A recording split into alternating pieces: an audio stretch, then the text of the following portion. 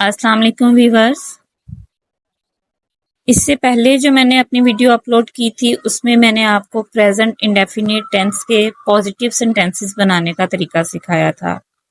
इस वीडियो में आज हम नेगेटिव और इंटरोगेटिव सेंटेंसेस बनाने का तरीका सीखेंगे। अगर आपको मेरी वीडियो अच्छी लगे तो प्लीज लाइक कीजिएगा और मेरे चैनल को सब्सक्राइब कीजिएगा। इससे क्या होगा कि मेरी इंकरेजमेंट होगी और मैं ऐसी नॉलेजफुल वीडियोस मजीद अपलोड करती रहूंगी। So let us start. Negative मनफी यानी जिनमें नहीं इस्तेमाल होता है। इंटरोगेटिव सवालिया यानी जिन जुमलों में कोई सवाल पूछा जाता है। नॉर्मली इनके स्टार्ट में क्या, क्यों, कैसे, कब के लफ्ज आते हैं। इसका फॉर्मूला है, प्रीवियस वीडियो में मैंने आपको what is subject, what is verb and what is object ये क्लियरली समझाया था। सो आई थिंक इस वीडियो में मुझे दोबारा ये रिपीट करने की जरूरत नहीं है। तो सीधा सीधा अपने मुद्दे पर आते हैं। सबसे पहले नेगेटिव सेंटेंसेस में आप सब्जेक्ट की इंग्लिश करते हैं, उसके बाद डू नॉट या डज नॉट लगता है, उसके बाद first form of verb, then object. If your subject is he, she, it और सिंगुलर तो आप डज नॉट अप्लाई करेंगे। If your subject is I, we, you, they और प्लूरल यानी आई, वी, यू, दे या ज्यादा लोग या ज्यादा चीजें, then you will put do not. Not मनफी और सवालिया जुमलों में वर्ब के साथ एस और ईएस का इजाफा नहीं करना। अपनी प्रीवियस वीडियो में मैंने आपको इम्पोर्टेंट इंफॉर्मेशन में बार बार ये बताया था कि आपने एस और ईएस का इजाफा जरूर जरूर करना है और नेगेटिव और इंटरोगेटिव सेंटेंसेस में आपने एस और ईएस का इजाफा बिल्कुल नहीं करना। फॉर एग्जाम्पल, बच्चे कमरा जमात में नहीं रोते हैं। Subject, helping verb, verb, object.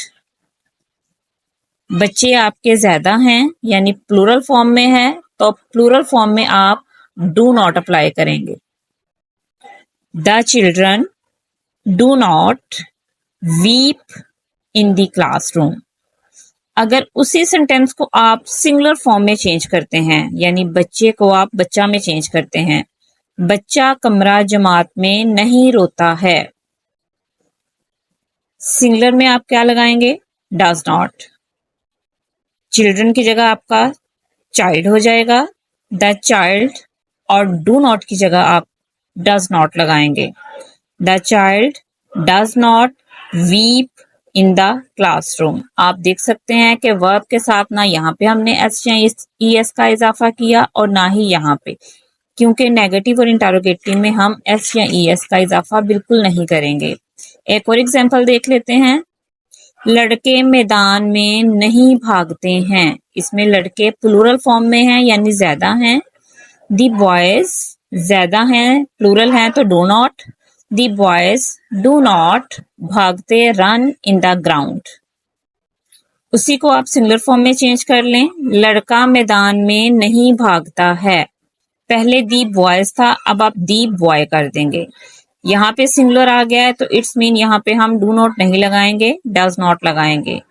The boy does not run in the ground. Next है आपका इंटरोगेटिव सेंटेंसेस यानी कि सवालिया जुमले।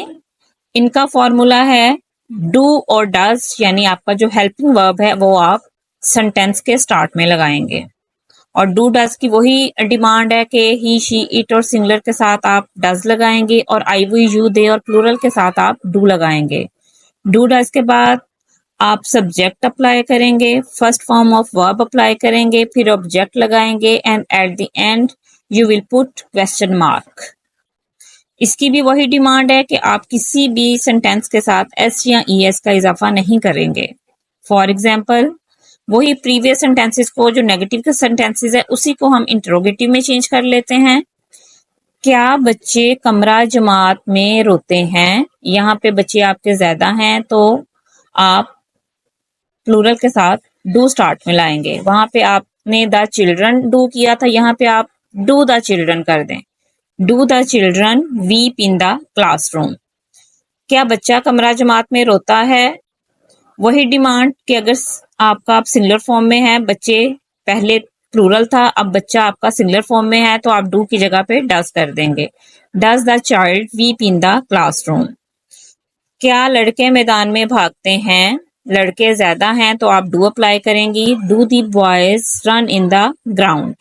क्या लड़का मैदान में भागता है? वही प्लूरल को आप सिंगुलर में चेंज करेंगे तो डू की जगह आपका डज अप्लाई हो जाएगा। Does the boy run in the ground? ये थे आपके नेगेटिव और इंटरोगेटिव सेंटेंसेस बनाने का तरीका। आई होप कि आपको मेरा ये समझाने का तरीका पसंद आया होगा। अगर मुझसे कुछ मिसिंग रहा है या आप कोई भी एडवाइस देना चाहते हैं तो आप मुझे कमेंट कर सकते हैं। मैं आपके कमेंट्स पढ़ूंगी और उस पर अमल करने की कोशिश करूंगी। इस टेंस की नेगेटिव और इंटरोगेटिव सेंटेंसेस में एक इम्पॉर्टेंट इंफॉर्मेशन ये है कि ये जो डू और डज आपने लगाए हैं, इनको हेल्पिंग वर्ब कहा जाता है। अक्सर बच्चे और कुछ बड़े भी कंफ्यूज हो जाते हैं कि what is helping verb. Helping verb इस टेंस के डू और डज हैं, और हर टेंस के, हर सेंटेंस के चेंज होते हैं हेल्पिंग वर्ब। किसी में एक यूज होता है, किसी में 2 यूज होते हैं, किसी में 3 यूज होते हैं और किसी में कोई भी यूज नहीं होता। तो ये जहन में रखिएगा कि हेल्पिंग वर्ब जो होते हैं वो हर टेंस के सेपरेट होते हैं। वो जैसे जैसे हम टेंसेस करते जाएंगे आपको क्लियरली समझ आती जाएगी। सो अल्लाह हाफिज।